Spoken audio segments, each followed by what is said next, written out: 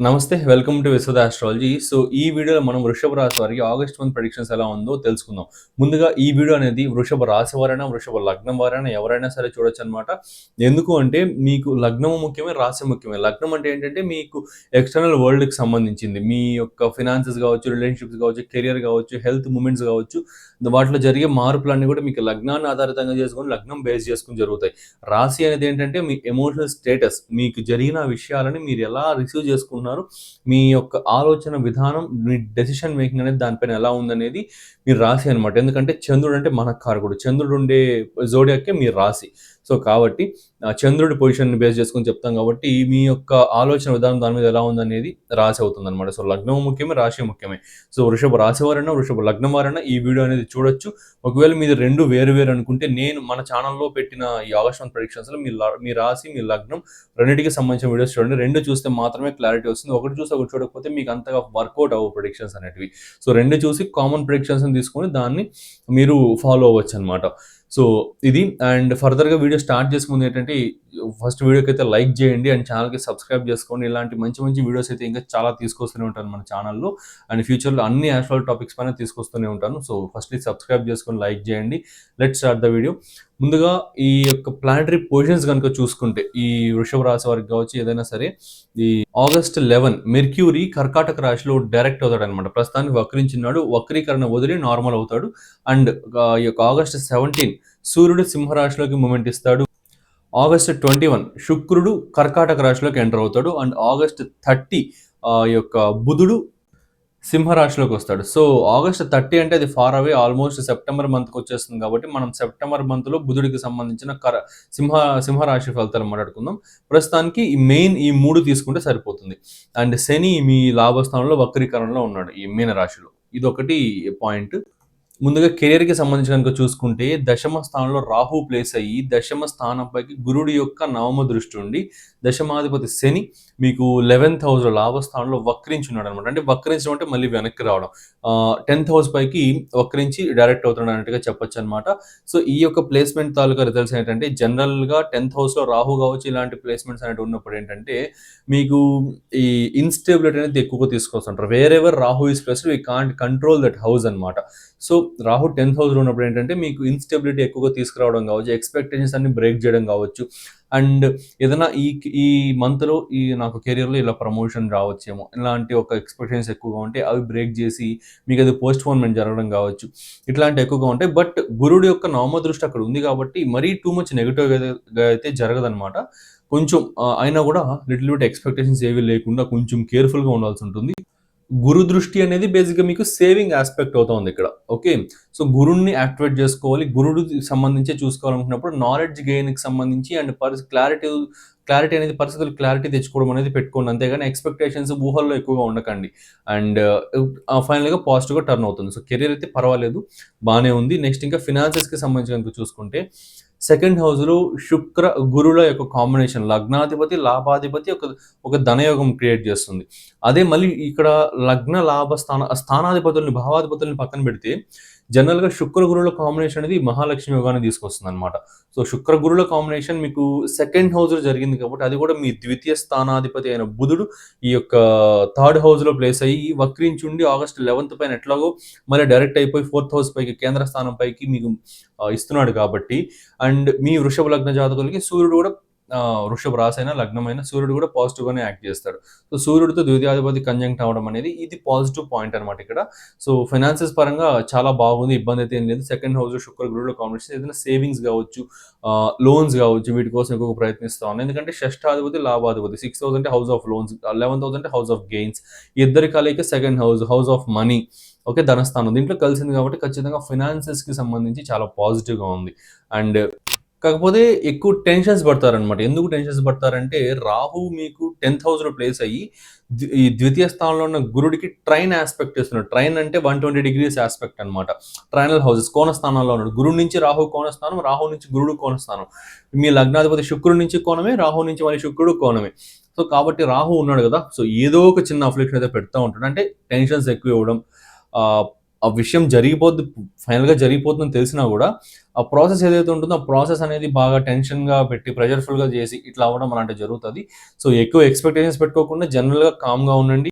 Friend circle నుండి, social circle నుండి కొంచెం బెటర్ గెయిన్స్ అయితే ఉన్నాయి. ఆర్ ఎల్స్ బెటర్ సజెషన్స్ అయినా సరే ఉన్నాయన్నమాట. అది వాళ్ళు తెచ్చి మనీయే ఇవ్వాల్సిన అవసరం లేదు. వాళ్ళ సజెషన్ వల్ల మీకు మనీ జనరేట్ అవ్వడం కూడా జరుగుతుంది. So, anything friends and social circle నుంచి కొంచెం పాజిటివిటీ అనేది ఉంటుంది. నెక్స్ట్ ఇంకా హెల్త్‌కి సంబంధించి చూసుకుంటే అండ్ ఇంకొక పాయింట్ ఏంటంటే మధ్యలో నేను వీడియో చెప్పేటప్పుడు చాలామంది కామెంట్ సెక్షన్‌లో పెడుతున్నారు. ఫాస్ట్‌గా చెప్పేస్తున్నారు. మీరు స్లోగా చెప్పండి కాస్త అనేసి. నాకేంటంటే ఇది నా జనరల్ ఫ్లో అనమాట. నేను ఇలా మాట్లాడగలిగితేనే నేను చెప్పగలుగుతాను నేను అనుకున్న సబ్జెక్ట్ అనేది. స్లోగా చెప్పానంటే స్లోగా చెప్పాలనే విషయంలో పడిపోయి నేను సరిగ్గా సబ్జెక్ట్ చెప్పలేను. సో, మీకు ఒకవేళ ఫాస్ట్‌గా అనిపిస్తే మీకు ప్లేబ్యాక్ స్పీడ్ అనేది లిటిల్ బిట్ తగ్గించుకోండి. కొత్త ఆప్షన్ ఇంకా వచ్చింది గదా! సో, కాబట్టి లిటిల్ బిట్ ప్లేబ్యాక్ స్పీడ్ తగ్గించుకోండి.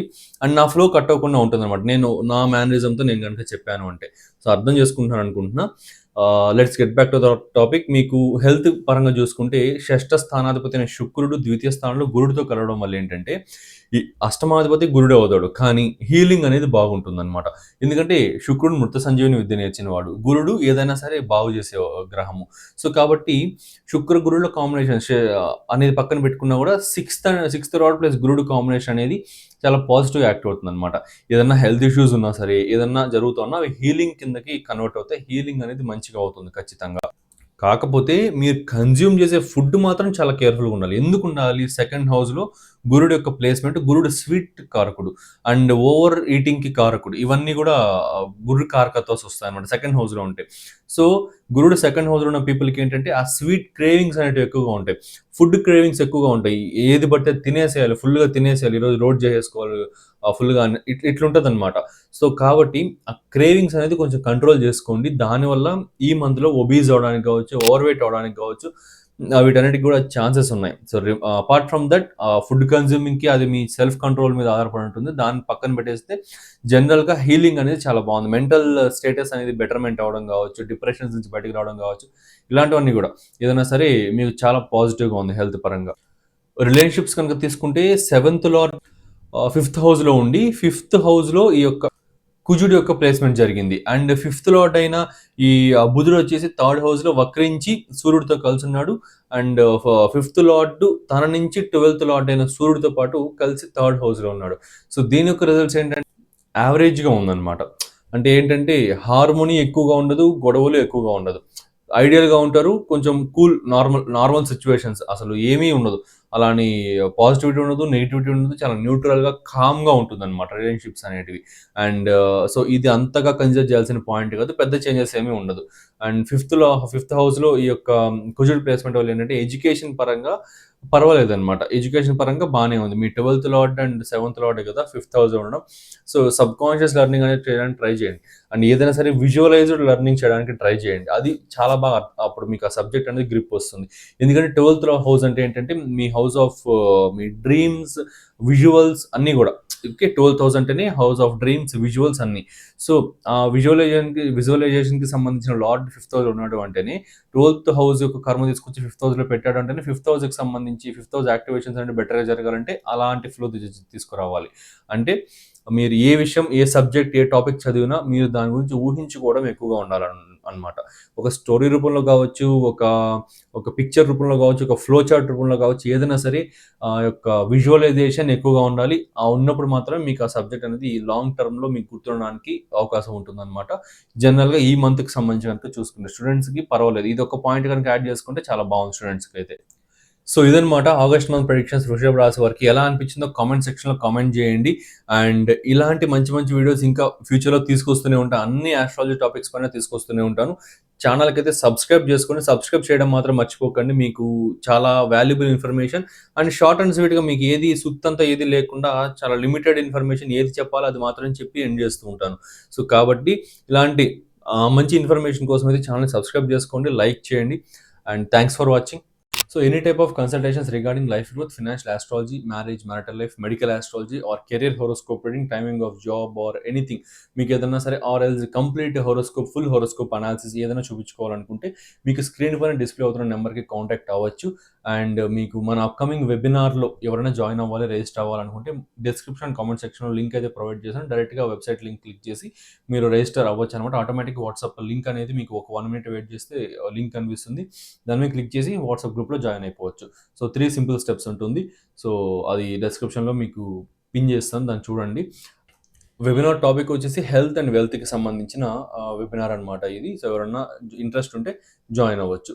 So any type of consultations మీకు స్క్రీన్ పైన డిస్ప్లే అవుతున్న నెంబర్కి కాంటాక్ట్ అవ్వండి. Thanks for watching. సబ్స్క్రైబ్ చేసుకోండి.